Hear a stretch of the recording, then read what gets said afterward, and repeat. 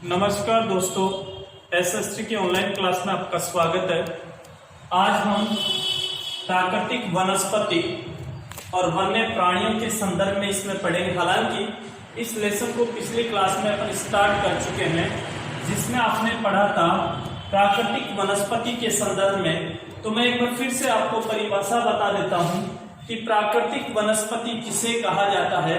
यानी ये कह सकते हैं कि वनस्पति का वह भाग जो कि मनुष्य की सहायता के बिना अपने आप क्या होता है, उत्पन्न होता है, तैयार होता है। यानी वह वनस्पति जो बिना मानव की सहायता के अपने आप तैयार होती है और लंबे समय तक अगर हम बात करें तो उस वनस्पति पर मानव का कोई प्रभाव हमें क्या नहीं होता है, दिखाई नहीं देता है। उसे हम प्राकृतिक वनस्पति या अपन कह सकते हैं अक्षत वनस्पति के नाम से क्या किया जाता है, उसे जाना जाता है। पिछली क्लास में याद होगा मैंने आपको ये भी बताया था कि कुछ कृषि फसलें होती हैं, कुछ खाद्यान्न फसलें होती हैं, कुछ बागान या बगीचे, फल फूल वगैरह आदि की जो वनस्पति होती है, हालांकि वो वनस्पति तो होती है लेकिन उसे अपन क्या नहीं कह सकते, प्राकृतिक वनस्पति के रूप में उसे नहीं जान सकते, पहचान सकते। क्योंकि कृषिगत जो फसलें हैं, बागान वगैरह जो हैं, फल फूल वगैरह जो हैं, वो किसके द्वारा तैयार किए जाते हैं, मानव की सहायता से वो क्या किए जाते हैं, तैयार किए जाते हैं। इसलिए उसे हम क्या नहीं कह सकते, प्राकृतिक वनस्पति। अर्थात जिस वनस्पति पर मानव का प्रभाव दिखाई देता है वो प्राकृतिक वनस्पति ना होकर उसे अपन क्या कह सकते हैं, मानव द्वारा तैयार की गई वनस्पति। और जो वनस्पति, जिस वनस्पति पर मानव का लंबे समय तक कोई प्रभाव दिखाई नहीं देता है, उसे हम क्या कहेंगे, प्राकृतिक या अक्षत वनस्पति कहेंगे। इसके बाद में देखो एक चीज और आती है, वनस्पति जगत। वनस्पति जगत क्या है? वनस्पति जगत, वनस्पति जगत से तात्पर्य क्या है तो मैं बता दूं। वनस्पति जगत का किसी क्षेत्र विशेष में किसी समय में पौधों की उत्पत्ति से है। वनस्पति जगत का अर्थ है किसी क्षेत्र विशेष, किसी वनस्पति जगत से तात्पर्य है किसी क्षेत्र विशेष में किसी समय में पौधों की उत्पत्ति से है। अर्थात ये कह सकते हैं कि वनस्पति जगत का किसी क्षेत्र विशेष या किसी विशेष क्षेत्र में, ये कह सकते हैं किसी विशेष क्षेत्र में किसी समय में पौधों की जो उत्पत्ति है, उस पौधों की उत्पत्ति से इसका संबंध, इसका अर्थ बताया गया। इसी तरह प्राणी जगत जो है वो जानवरों के विषय में क्या करता है, बताता है।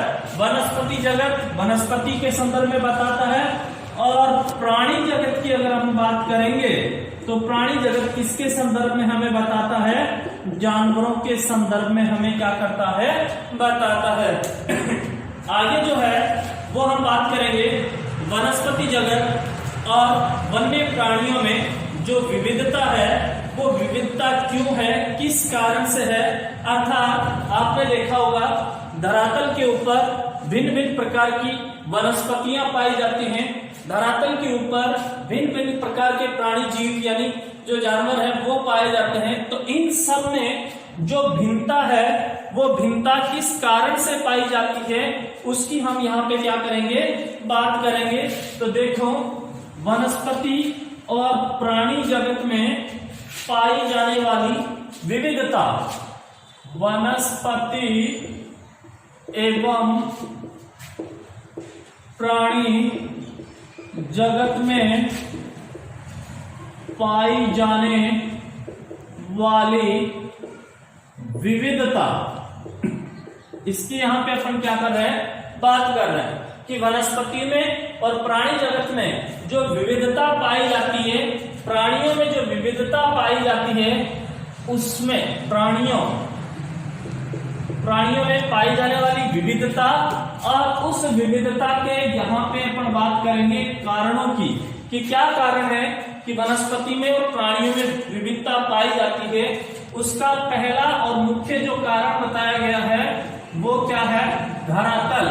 और धरातल में भी अगर हम बात करें तो सबसे पहले हम किसकी बात करेंगे, भूभाग की बात करेंगे।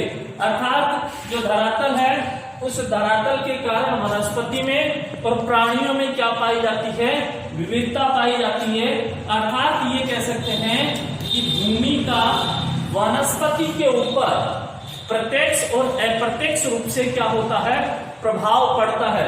यानी कि कोई भी भूमि है, कोई भी भूभाग है, चाहे वो समतल मैदान हो, चाहे वो पर्वत हो, चाहे वो पठार हो, उसका उस क्षेत्र में पाई जाने वाली वनस्पतियों पर और उस क्षेत्र में पाए जाने वाले जो प्राणी जीव हैं उनके ऊपर प्रत्यक्ष और अप्रत्यक्ष रूप से क्या होता है, इसका प्रभाव हमें क्या होता है, दिखाई देता है। अर्थात धरातल के अगर हम बात करें तो स्वभाव का वनस्पति पर बहुत ज्यादा प्रभाव पड़ता है।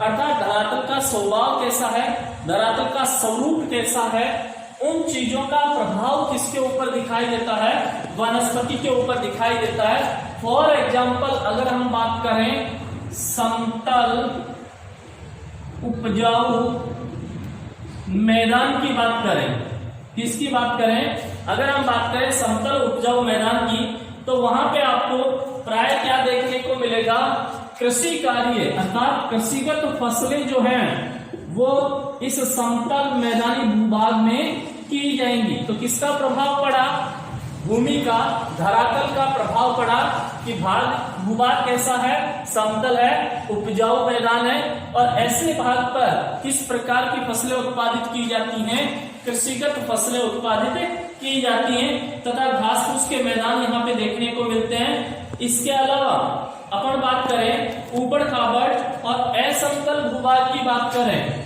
किस भाग की करें, ऊबड़ खाबड़ और असमतल भाग की बात करें तो यहाँ पे क्या होता है, ऊबड़ खाबड़ और असमतल भूभाग के ऊपर जंगल और घास के मैदान हमें क्या होते हैं, दिखाई देते हैं, जंगल और घास के मैदान। अर्थात आप देख सकते हैं कि भूभागों के स्वभाव में, जो भूभागों का जो स्वभाव है वो ये कह सकते हैं कि प्राकृतिक वनस्पति को क्या करता है, प्रभावित करता है। किस प्रकार का स्वभाव कि एक तरफ समतल मैदान है, वहां पर कृषिगत फसलें पाई जाती हैं, एक तरफ ऊबड़ खाबड़ असमतल भूभाग है, वहां पे जंगल और घास के मैदान देखने को मिलते हैं। तो ये कह सकते हैं आप कि वनस्पति और प्राणियों में जो विविधता पाई जाती है वो विविधता मुख्य रूप से किसके कारण पाई जाती है, धरातल के कारण। और धरातल में भी बात करें भूभाग की, यानी भूमि के स्वरूप के कारण वहां पे विविधता देखने को मिलती है। इसके अलावा ये जो ऊबड़ खाबड़ और असमतल भूभाग होता है वहां पर जंगली जानवर जो हैं, ये जंगली जानवरों के ये कह सकते हैं आश्रय स्थल होते हैं।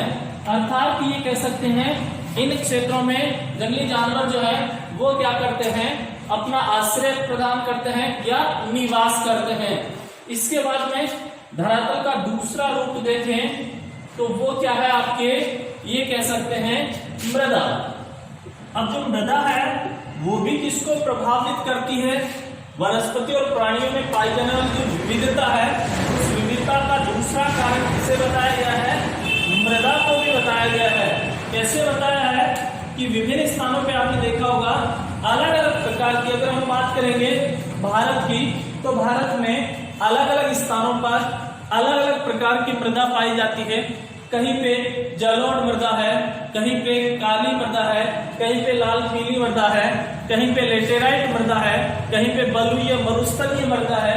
तो ये कह सकते हैं कि अलग अलग स्थानों पर मृदा में अलग अलग प्रकार पाए जाते हैं और इन विविध प्रकारों की और ये जो विविध प्रकार है मृदा के वो ही वनस्पति की विविधता के क्या माने गए हैं, कारण माने गए हैं। फॉर एग्जाम्पल मरुस्थल की बलुई मृदा में कंटीली झाड़ियां पाई जाती हैं, जैसे कि मरुस्थल की बलुई मृदा में किस प्रकार की वनस्पति, कंटीली झाड़ियां क्या पाई जाती हैं? कंटीली झाड़ियां यहाँ पे मुख्य रूप से क्या होती हैं? पाई जाती हैं। और नदियों के डेल्टाई भागों की बात करेंगे तो वहां पे नदियों के डेल्टाई भागों की बात करेंगे तो वहां पे क्या पाए जाते हैं? पर्णपाती वन वहां पे क्या होते हैं? पाए जाते हैं। इसके अलावा पर्वतों के ढलानों में जहां मृदा की परत गहरी होती है वहां पे किस प्रकार के वन पाए जाते हैं? शंकुधारी वन वहां पे क्या होते हैं? पाए जाते हैं। शंकुधारी वन कहां पे पाए जाते हैं? शंकुधारी वन पर्वतों के ढलान वाले जो भाग होते हैं, पर्वतों के ढलान वाले जो भाग होते हैं वहां पे शंकुधारी वन। तो आप देख सकते हैं कहीं पे कंटीली झाड़ियां हैं, कहीं पे पर्णपाती वन है, कहीं पे शंकुधारी वन है। अर्थात वनस्पति में क्या है? विविधता है। और ये विविधता किस कारण से देखने को मिल रही है? मृदा के कारण, क्योंकि भारत के अलग अलग क्षेत्रों में अलग अलग प्रकार की क्या पाई जाती है? मृदा पाई जाती है। कि मरुस्थल की बलुई मृदा में कंटीली झाड़ियां, नदियों के डेल्टाई भाग में पर्णपाती वन और पर्वतों के ढलान वाले भाग की बात करेंगे तो वहां पे किस प्रकार के वन पाए जाते हैं? शंकुधारी वन पाए जाते हैं। इसके अलावा अगर हम बात करें, ये तो पहला था क्या कारण, वनस्पति और प्राणियों में पाई जाने वाली विविधता का पहला कारण था धरातल। दूसरे कारण की अगर हम बात करेंगे तो वो क्या है? जलवायु। अब जलवायु जो है वो जलवायु भी मुख्य रूप से इनकी विविधता का कारण है। जलवायु में बात करेंगे सबसे पहले हम किसकी? टेम्परेचर की, तापमान की। और तापमान इनकी विविधता का मुख्य कारण किस रूप में है? कि वनस्पति की विविधता तथा विशेषताएं तापमान और वायु की नमी पर भी क्या करती हैं? निर्भर करती हैं। हिमालय पर्वत के ढलान और प्रायद्वीप की पहाड़ियों पर 915 मीटर की ऊंचाई से ऊपर तापमान में गिरावट वनस्पति के पनपने और बढ़ने को क्या करता है? प्रभावित करता है। अर्थात फॉर एग्जाम्पल तापमान जो है वो तापमान मुख्य रूप से वनस्पतियों की विविधता और विशेषताएं तापमान और वायु की नमी पर क्या करता है? मुख्य रूप से निर्भर करता है। फॉर एग्जाम्पल हम बात करें हिमालय की ढलान वाले भाग और जो प्रायद्वीपीय भारत है, या ये कह सकते हैं कि जो प्रायद्वीप की पहाड़ियां हैं उन प्रायद्वीपीय पहाड़ियों में कितना मीटर? 915 मीटर। 915 मीटर की ऊंचाई से ऊपर तापमान में क्या आने लगती है? गिरावट आने लगती है। अर्थात आपने पढ़ा होगा जैसे जैसे धरातल से हम ऊपर की तरफ जाते हैं वैसे वैसे टेम्परेचर क्या होने लगता है? कम होने लगता है। तो ये कह रहा है हिमालय के जो ढलान वाले भाग हैं, हिमालय पर्वत के ढलान और प्रायद्वीप के जो पहाड़ियां हैं वहां पर 915 मीटर की ऊंचाई से ऊपर तापमान में गिरावट वनस्पति पनपने और बढ़ने से क्या होता है? प्रभावित होता है और उसे उष्ण कटिबंध से उपोष्ण, शीतोष्ण तथा एल्पाइन वनस्पति में क्या करता है? परिवर्तित करता है। अर्थात ये तापमान इन वनस्पतियों को उष्ण कटिबंधीय वनस्पति में, उपोष्ण कटिबंधीय वनस्पति में या शीतोष्ण कटिबंधीय वनस्पति में, या ये कह सकते हैं कि एल्पाइन वनस्पति में क्या करता है? परिवर्तित करता है। कौन?